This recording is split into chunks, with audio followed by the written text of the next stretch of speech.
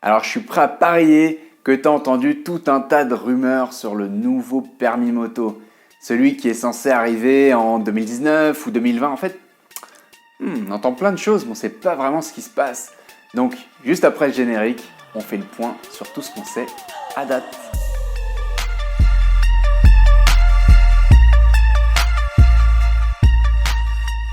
Salut à tous, ici Alex du site permismotofacile.com et aujourd'hui on fait le point sur ce fameux nouveau permis moto 2019/2020. Et juste avant, je vous invite à vous abonner et à rester bien jusqu'à la fin de la vidéo puisque je vous y expliquerai comment télécharger notre nouvel e-book spécial préparation du permis moto.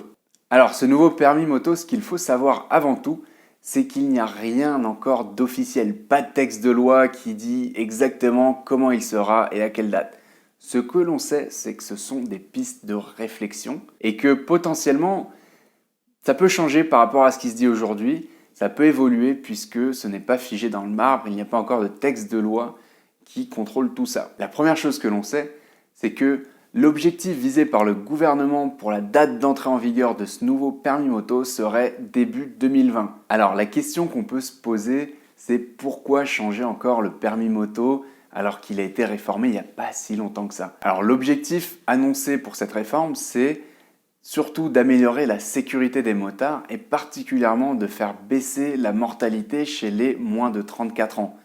Et finalement, ça colle parfaitement avec la démographie du monde motard, des jeunes permis. Et quand je regarde les statistiques de qui regarde les vidéos sur ma chaîne, donc abonnés ou non, il y a à peu près la moitié, un peu plus de 50% des personnes qui ont entre 18 et 34 ans. Donc finalement, ça sort pas tout à fait de nulle part, cette nouvelle réforme. Et qui dit nouvelle réforme dit impact. Et finalement, c'est vraiment toute la chaîne de valeur du permis moto qui est impactée.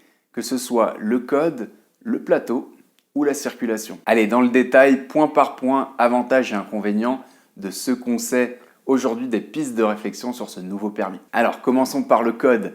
Vous l'avez sûrement vu dans la presse un peu partout, il y aurait une nouvelle épreuve théorique moto. L'inconvénient ici, ce serait que même si vous aviez déjà votre code bagnole déjà obtenu et encore valable dans les 5 ans de son obtention, donc l'ETG, l'épreuve théorique générale, finalement ça ne suffirait pas et vous seriez obligé de repasser un code spécifique à la moto. En termes d'avantages, la rumeur dit que finalement ce code spécifique moto intégrerait le contenu des fiches. Alors vous allez me dire, ouais mais les fiches c'est chiant déjà. Ouais d'accord, mais en contrepartie ça fait un facteur de stress en moins le jour du plateau, puisqu'il n'y aura plus besoin d'avoir appris ces fiches par cœur le jour du plateau. C'est suffisamment stressant comme ça, donc si on retire ça, on le met dans une autre épreuve, finalement on y gagne aussi quelque part. Ensuite, passons au plateau. Alors, le premier inconvénient, c'est que la rumeur dit que les critères d'évaluation seraient revus à la hausse, il y aurait plus de choses qui seraient évaluées, et donc que ce serait potentiellement plus dur. Dans les points un peu plus neutres, la durée de l'épreuve serait raccourcie de 5 minutes. Donc on passerait d'une durée moyenne aujourd'hui d'une quinzaine de minutes à 10 minutes. Comment est-ce qu'on fait ça? Déjà, on retire les fiches et les vérifications techniques. Et surtout, on change l'ordre de passage des épreuves. C'est-à-dire qu'aujourd'hui, on passe tous les élèves par épreuve, puis on passe à l'épreuve suivante.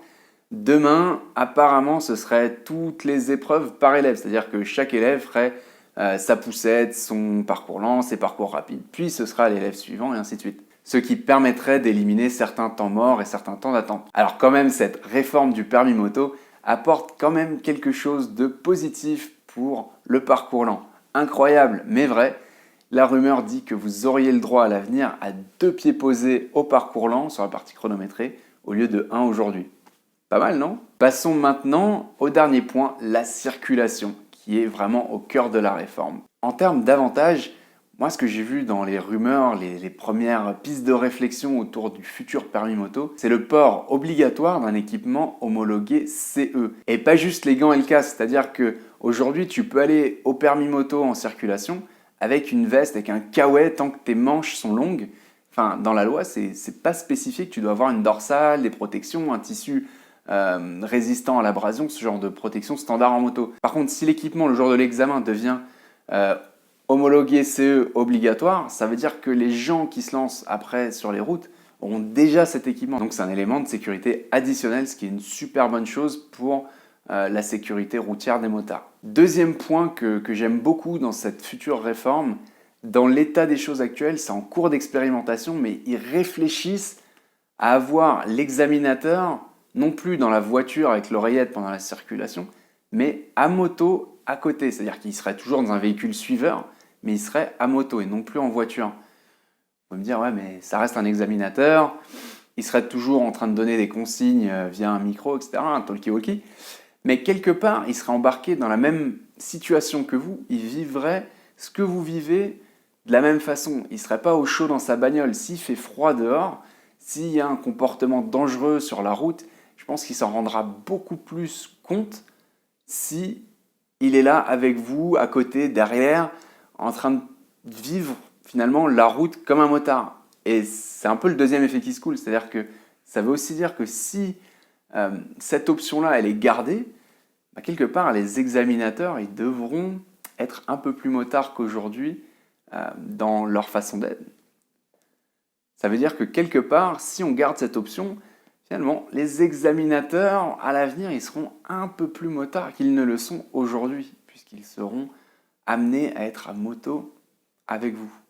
Pensez-y, c'est assez profond. Enfin, dernier point qui est un peu la pierre philosophale mise en avant par le ministère sur cette réforme, et que j'aime beaucoup, c'est enfin l'enseignement de la trajectoire de sécurité dans les virages telle qu'elle est enseignée chez les motards de la police ou de la gendarmerie. Chose que vous pouvez aujourd'hui apprendre si vous faites l'effort d'aller à un stage de pilotage organisé par la gendarmerie. Ils en font à peu près tous les ans dans toutes les régions. Il faut juste trouver la bonne date. Ou si vous suivez les cours de perfectionnement de moto de la CASIM. Allez, finalement, quelques points un peu plus neutres dans cette réforme, c'est que les vérifications techniques se feraient le jour de la circuit et non plus le jour du plateau. Donc je trouve que ça change fondamentalement pas grand-chose, parce que les vérifications techniques, c'est quand même pas le truc le plus dur.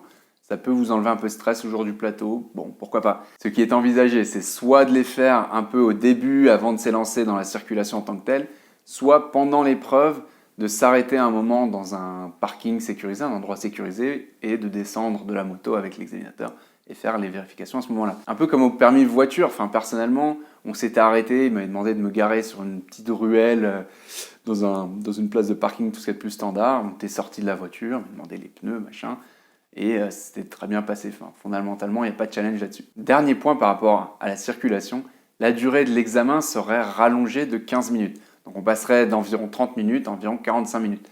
Forcément, si on ajoute les vérifications techniques, c'est nécessairement un peu plus long que 100, c'est mécanique, c'est mathématique.